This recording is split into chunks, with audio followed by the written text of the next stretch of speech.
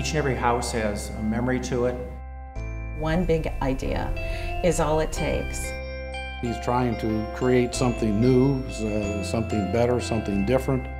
This is a place where anything can happen. I can feel it in the walls here. I can feel it walking down the hallway.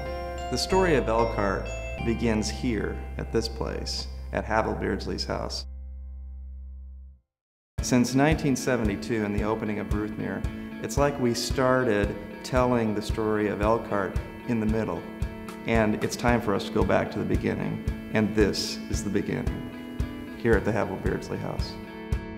Havilah Beardsley really was the one that harnessed the entrepreneurial spirit of the community. Havilah is the one who establishes Elkhart, puts it on the map. We have Elkhart, Indiana here at this place because of Havilah Beardsley.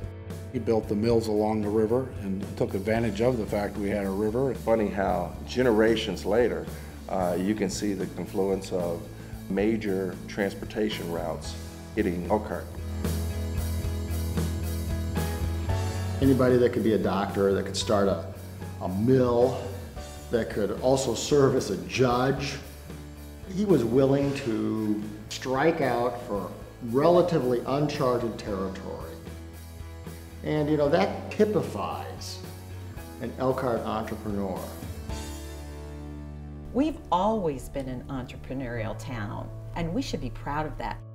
He came here with a spirit of adventure, innovation, spirit of we can do this. And this spirit resides in this house.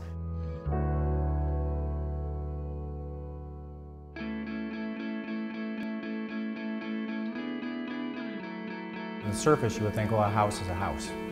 But I think you have to put it in the context of memories and history. One of the things we're really excited about here at the Havilah Beardsley House is a program that we're going to offer with historic preservation.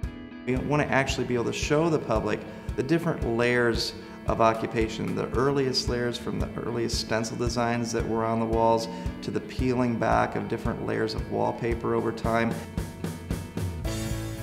To be able to use it not just as another old building, but a living, breathing kind of place that we can look at and go, that's who we are. This is a little piece that'll help make the school systems better.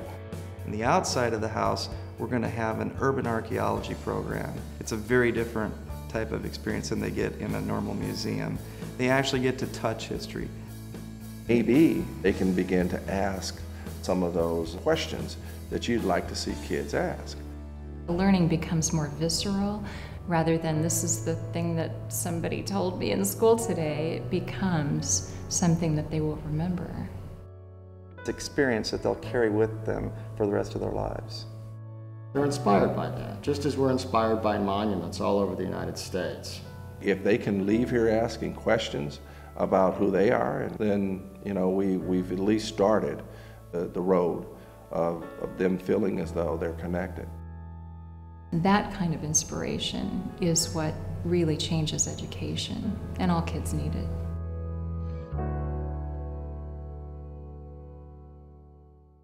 Restoring the Havilah Beardsley House affects more than just history.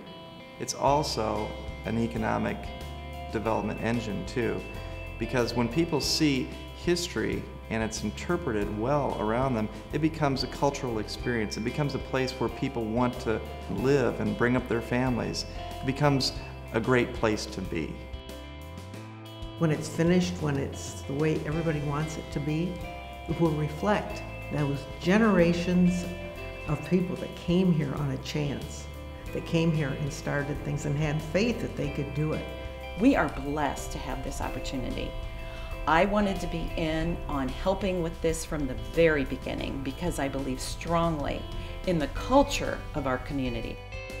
Historic preservation is a process, and it doesn't just happen overnight.